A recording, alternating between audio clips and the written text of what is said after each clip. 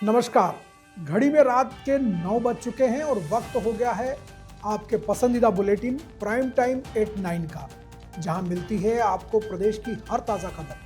आप देख रहे हैं बीबीसी राजस्थान और मैं हूं आपके साथ हेमंत पाठक राही। चलिए शुरुआत करते हैं आज की सबसे अहम खबरों के साथ। डालते हैं एक नजर आज की सुर्खियों पर। उदयपुर में संस्कृत विद्वानों का सम्मान हुआ। शिक्षा मंत्री ने विदेशी सम्मान बहिष्कार का दिया जोर। जैसलमेर में पुलिस ने की बड़ी कार्रवाई, 2 किलो डोडा पोस्ट के साथ एक तस्कर गिरफ्तार। राजसमंद में बच्चों के अपहरण का प्रयास, भीड़ ने 2 लड़कों को पकड़ा। श्री माधोपुर रेलवे स्टेशन के पास ट्रेन की चपेट में आने से महिला की मौत, अब तक नहीं हो पाई है शिनाख्त। सिरोही में पुलिस और विधायक के खिलाफ ग्रामीणों का प्रदर्शन, लूट के आरोपियों को छोड़ने का आरोप। हनुमानगढ़ के राठीखेड़ा गांव में स्कूल पर ताला, ग्रामीणों ने लगाया धरना। हनुमानगढ़ में सरस्वती नदी को विश्व की सबसे लंबी गोरक्षा राखी बांधी, सभी ने लिया पर्यावरण संरक्षण का संकल्प। उदयपुर में अमेरिकी नागरिकों से ऑनलाइन ठगी करने वाले गिरोह का भंडाफोड़। उदयपुर फाइल्स फिल्म हुई रिलीज, पहले दिन भावुक हुए कन्हैयालाल के बेटे, बोले अब तक नहीं मिला इंसाफ। नाथद्वारा में पुलिस की बड़ी कार्रवाई, बिना नंबर कार से 2 पिस्टल बरामद, 2 सगे भाई गिरफ्तार। तो ये थी आज की बड़ी सुर्खियां। अब बढ़ते हैं खबरों की पूरी रिपोर्ट की ओर विस्तार से। उदयपुर शहर के सुखाड़िया रंगमंच सभागार में राज्य स्तरीय संस्कृत विद्वत जन सम्मान समारोह का आयोजन हुआ। इस कार्यक्रम में शिक्षा मंत्री मदन दिलावर और विधानसभा अध्यक्ष वासुदेव देवनानी मुख्य अतिथि के रूप में मौजूद रहे। समारोह में 4 अलग अलग श्रेणियों में कुल 56 संस्कृत विद्वानों को सम्मानित किया गया। शिक्षा मंत्री मदन दिलावर ने मीडिया से बात करते हुए बताया कि यह सम्मान समारोह हर साल जयपुर में होता था, लेकिन इस बार इसे उदयपुर में आयोजित किया गया ताकि संस्कृत विद्वानों को उनके क्षेत्र में ही सम्मानित किया जा सके। उन्होंने कहा कि आगे भी यह कार्यक्रम अन्य संभागीय मुख्यालयों में आयोजित किया जाएगा। इस दौरान शिक्षा मंत्री ने अपने उस आदेश के बारे में भी बात की जिसमें उन्होंने विभागों को विदेशी सम्मान न खरीदने का निर्देश दिया था। ऑपरेशन सिंदूर के दौरान चीन ने पाकिस्तान का समर्थन किया था। चीन के लिए भारत एक बहुत बड़ा बाजार है और हम ही उसे समृद्ध कर रहे हैं। उन्होंने साफ किया कि अपने देश का पैसा देश में ही रहे और लोगों को रोजगार मिले, इसी उद्देश्य से यह बात कही गई थी।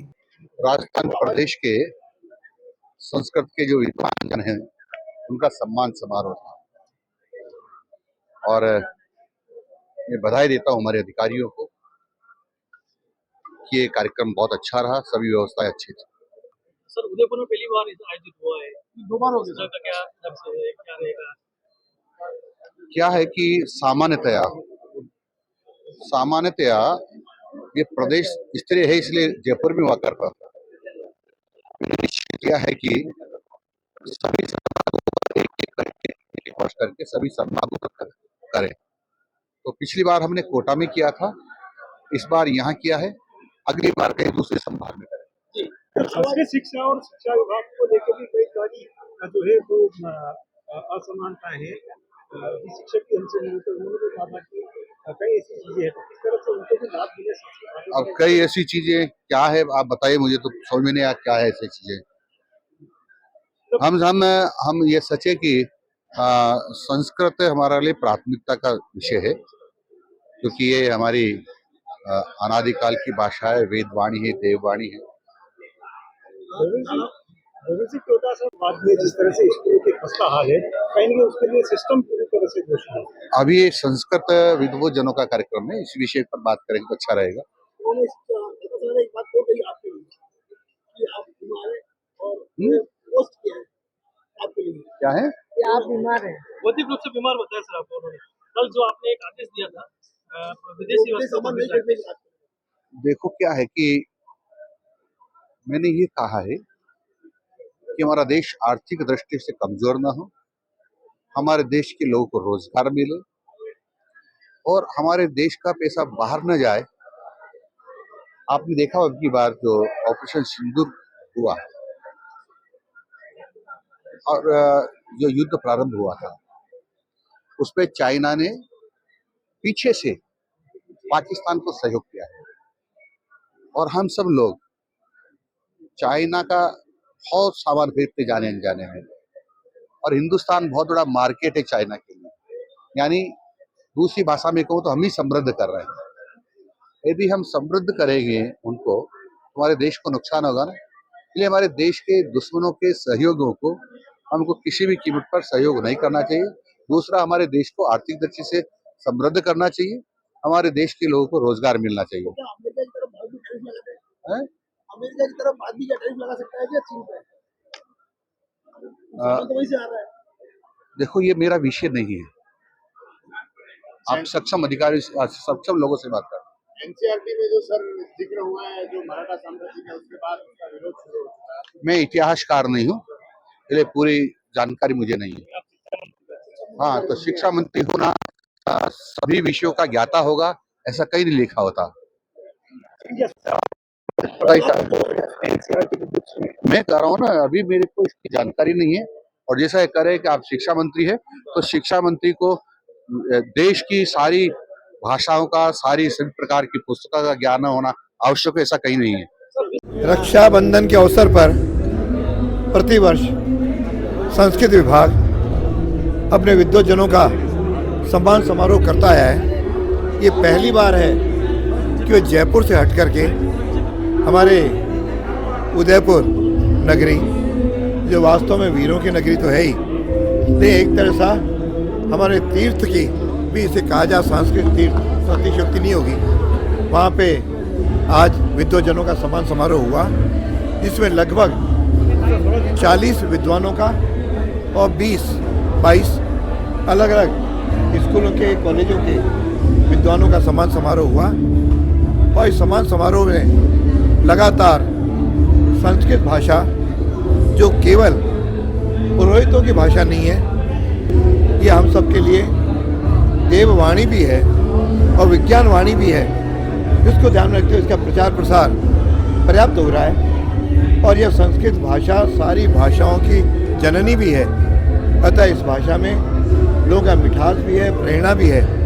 उन भाषा के जो सम्मान समारोह हुआ है, मैं सभी विद्वज्जनों को अपनी ओर से बधाई भी देता हूँ और शुभकामनाएं भी देता हूँ। यह भाषा हमें आगे बढ़ती रहे और सनातन संस्कृति का वाहक बनते हुए मोदी जी जो इस भारत को विश्व गुरु के स्थान पर ले जाना क्या प्रयास कर रहे हैं, उसमें इस भाषा भी हमारी प्रेरणा की भाषा बनेगी, ऐसा मैं अपेक्षा करता हूँ। और सारे विद्वज्जनों से और आम जन से भी आग्रह करूँगा कि यह कैरियर मेकर भी भाषा है।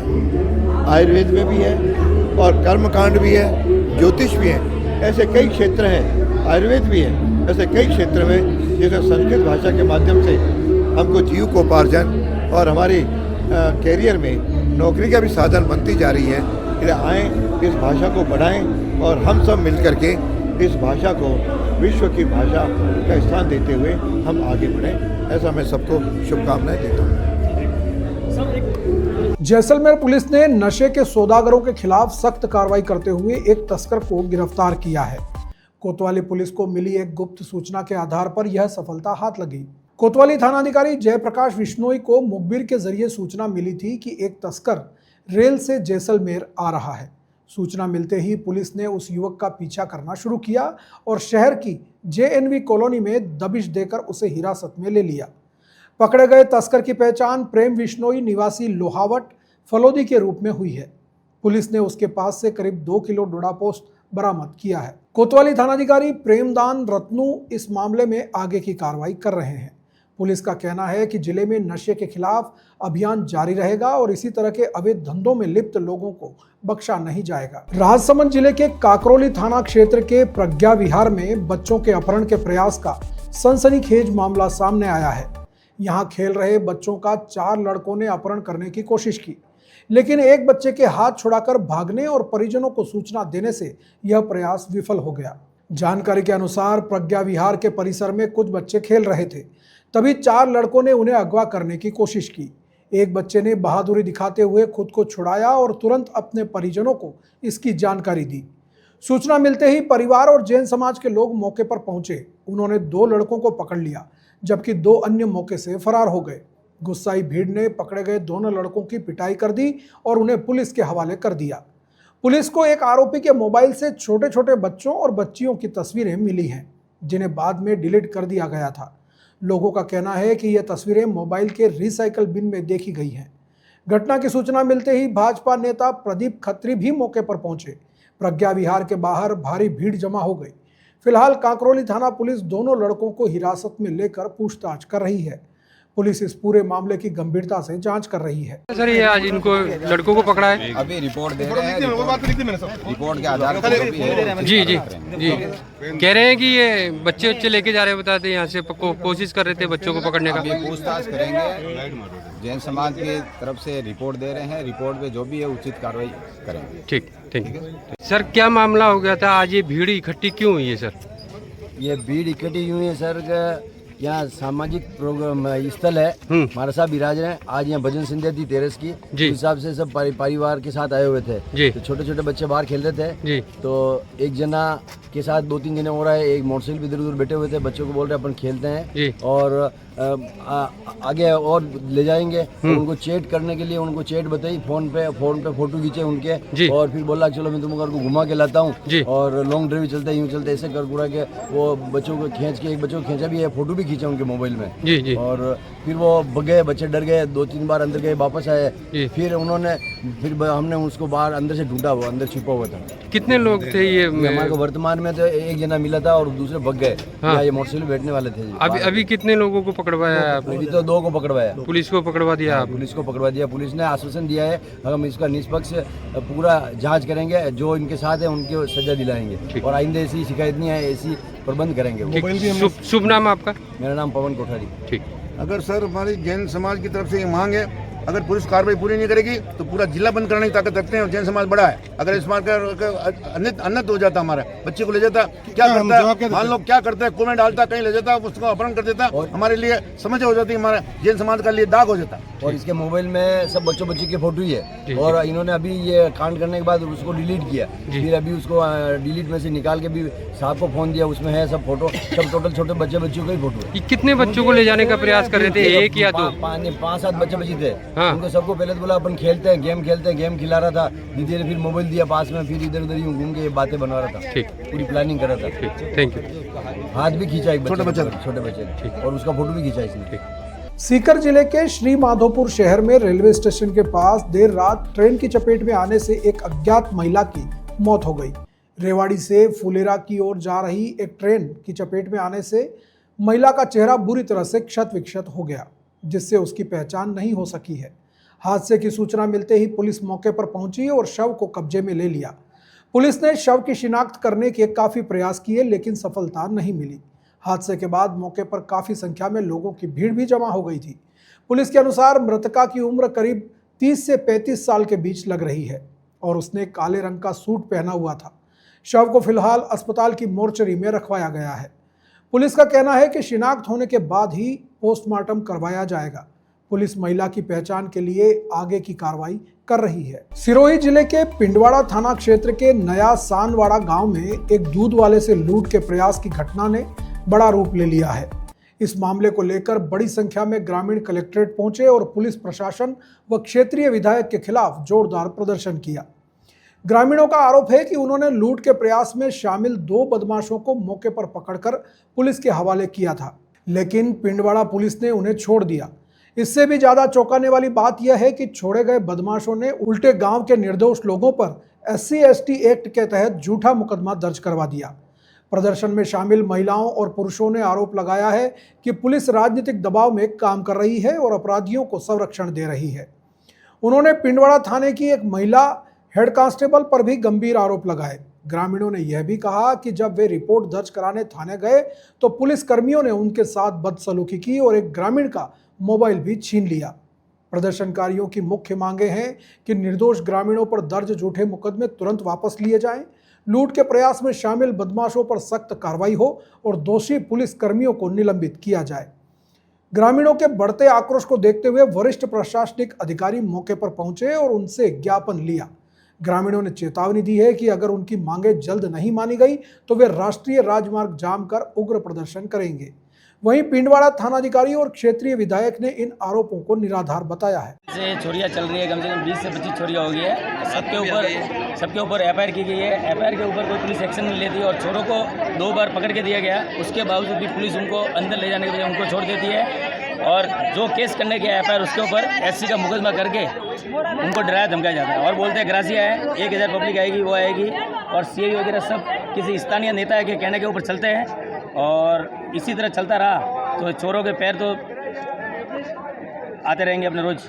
और कल या परसों मेरे भाई आ रहे थे अपने जॉब से, अपने यानी सिरोही में अकाउंट का काम करते हैं। 8:15 पे उनको स्कूल से 200 मीटर अंदर यानी कच्चे रास्ते पे 2 बाइक यानी सामने रोकी, 5 जने थे और उनके ऊपर हमला किया। उसके अंदर उनकी एक चैन गई और 2500 रुपये जेब में से लिए और उन्होंने वारदात पे यानी उनसे झगड़ा करते हुए मुझे कॉल किया। कॉल के ऊपर मैं पहुंचा, इतने में 3 जने भाग गए और फिर ग्रामीण भी आए। ग्रामीण में से 150 लोग आए थे। 150 लोग में से एकदम भड़के हुए, चोरियाँ इतनी चल रही है तो उनको पीटा। उसके ऊपर पीटने के ऊपर बोलते हैं पुलिस वाले कि इनको कैसे पीटा और किस लिए पीटा, इनको डायरेक्ट पकड़ के अंदर दो, तो कैसे पकड़ के अंदर देना। आक्रोश था ग्रामीणों का, इसलिए पीटा और उसके ऊपर एससी केस कर रहा है। आपका नाम? दिग्विजय सिंह। झालावाड़ जिले के राठीखेड़ा गांव में ग्रामीणों ने राजकीय उच्च माध्यमिक विद्यालय पर तालाबंदी कर दी और स्कूल के बाहर धरना प्रदर्शन शुरू कर दिया। ग्रामीणों का आरोप है कि स्कूल में शिक्षा का स्तर बेहद खराब है, जिसका अंदाजा इसी बात से लगाया जा सकता है कि 10वीं की बोर्ड परीक्षा में 10 में से केवल 4 विद्यार्थी ही पास हुए।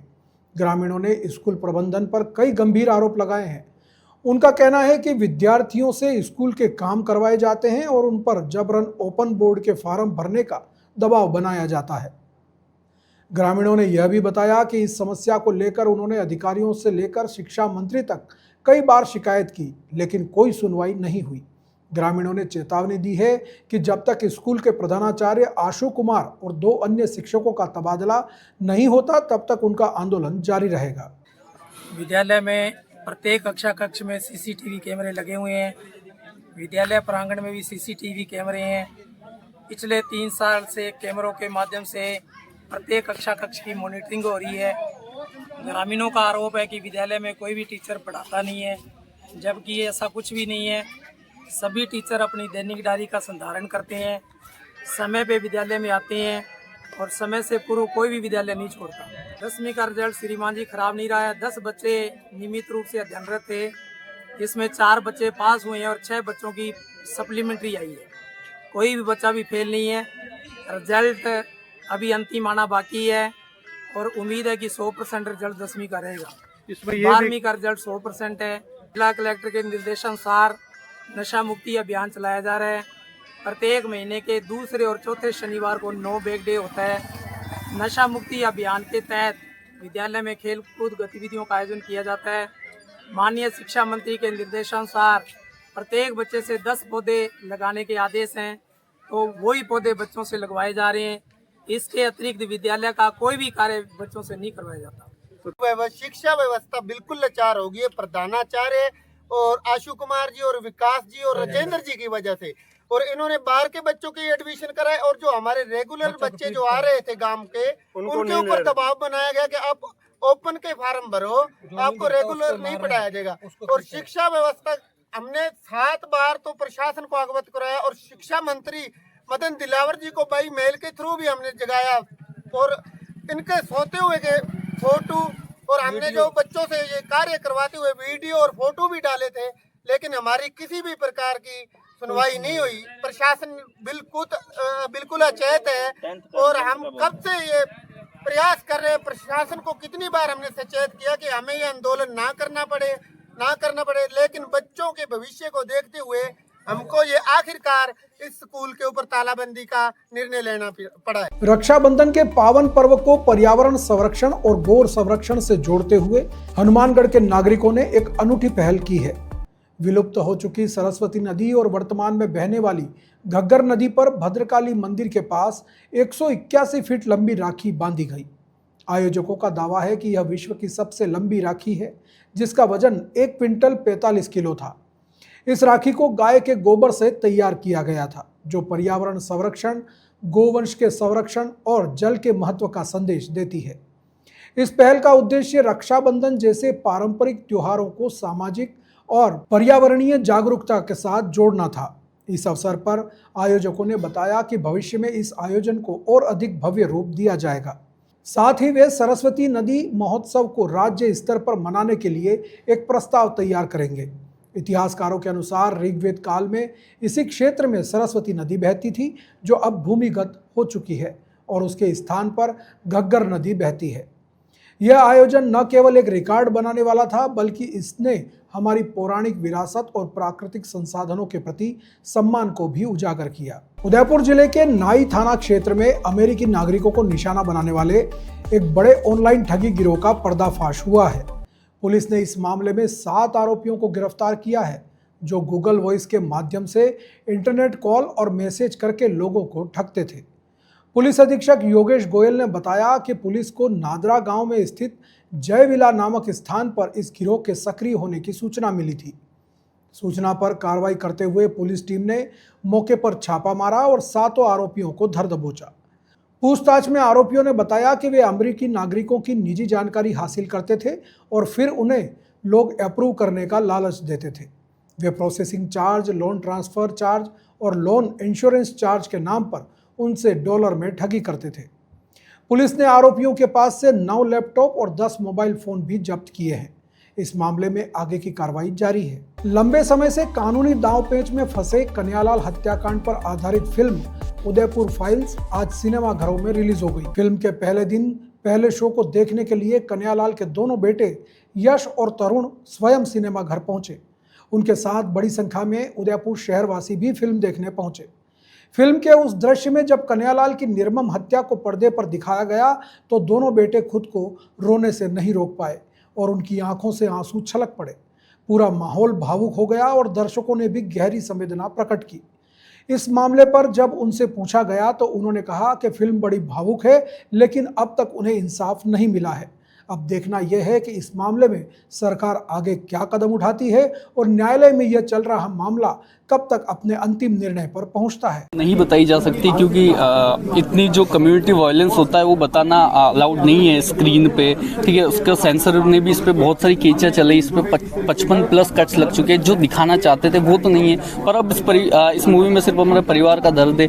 और रही बात, बीच में मुझे किसी ने पूछा था कि इसमें जो एंटरटेनमेंट है तो उसमें क्या गलत है, क्योंकि उदयपुर में ही हम सब लोगों ने देखा है, उदयपुर के ही लोग हैं सब आप लोग हैं, कि जिस दिन ये हत्या हुई उस दिन खांजीपीर इलाके में पटाखे जलाए गए, सब कुछ हुआ, तो ये आप लोगों के सामने है, तो खुशियां तो ये लोग मनाते, तो वही चीज इसमें भी दिखाई गई है। न्याय की बात करें तो 3 साल हो चुका है। बिल्कुल, देखिए न्याय कहाँ मिला है, 3 साल हो गए, अभी तक इस केस में कुछ भी नहीं हुआ, ठीक है। अभी तक जो केस है वो वही चल रहा है जहाँ पर पड़ा था जयपुर में। अभी भी इसकी पेशियाँ होती है रेगुलर, जब भी इसकी पेशी होती है तो मैं जाता हूँ। अभी 6-7 महीने से मेरी कोई पेशी नहीं हुई है, ठीक है। अब मेरा जो नेक्स्ट एक्शन होगा वो मैं लूंगा और इस केस को जल्द से निपटाने की कोशिश करूंगा। और लोगों से मैं अपील करता हूं कि देश की जनता हमारे न्याय की लड़ाई में हमारा साथ दे, ताकि जल्द से जल्द अपराधियों को सजा मिले, उनको उनके अंजाम तक पहुंचाया जाए, उनको फांसी मिले। राजसमंद जिले के नाथद्वारा थाना क्षेत्र में पुलिस ने अवैध हथियारों के खिलाफ बड़ी कार्रवाई करते हुए 2 युवकों को गिरफ्तार किया। लाखेलाई चौराहे पर की गई नाकाबंदी के दौरान पुलिस ने एक संदिग्ध काले रंग की बिना नंबर प्लेट वाली होंडा कार को देखा और उसे रोका। तलाशी के दौरान कार से 2 पिस्टल और एक जिंदा कारतूस बरामद किया गया। नाथद्वारा थाना प्रभारी कमलेंद्र सिंह ने बताया कि यह कार्रवाई पुलिस अधीक्षक ममता गुप्ता और एएसपी महेंद्र पारिक के निर्देश पर अवैध हथियारों के विरुद्ध चलाए जा रहे विशेष अभियान के तहत की गई। नाकाबंदी के दौरान जब संदिग्ध कार मौके पर पहुंची तो उसे रुकवाकर उसमें सवार 2 युवकों की तलाशी ली गई। गिरफ्तार किए गए आरोपी हंसराज जाट और कैलाश जाट सगे भाई हैं, जो कि उदयपुर जिले के मावली थाना क्षेत्र के गांव ढन थामला के निवासी हैं। दोनों के खिलाफ आर्म्स एक्ट की धारा में मामला दर्ज कर लिया गया है। पुलिस अब दोनों आरोपियों से गहन पूछताछ कर रही है ताकि यह पता लगाया जा सके कि वे हथियार कहां से लाए थे और उनकी सप्लाई चेन क्या है और क्या इसके पीछे कोई बड़ा आपराधिक नेटवर्क सक्रिय है। पुलिस को संदेह है कि इन हथियारों का इस्तेमाल किसी बड़ी आपराधिक साजिश में किया जा सकता था। तो ये थी आज की बड़ी खबरें। राज्य की हर छोटी बड़ी हलचल को जानने के लिए जुड़िए हमारे साथ हर रात 9 बजे BBC राजस्थान प्राइम टाइम @9 पर।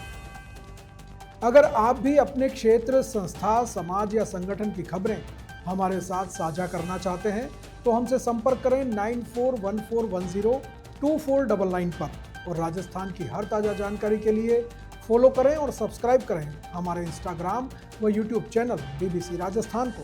नमस्कार।